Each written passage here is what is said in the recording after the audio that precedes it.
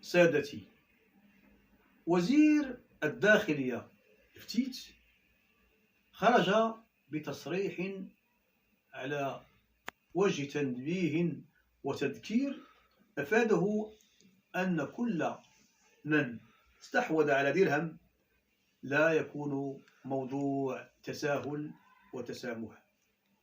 هذا يعني جملة من المعطيات والترتيبات والتستيفات. أولا، التصريح جاء نتيجة تعاظم حالات المتابعات القضائية في ربوع المملكة بعد تأشير المجلس الأعلى للحسابات.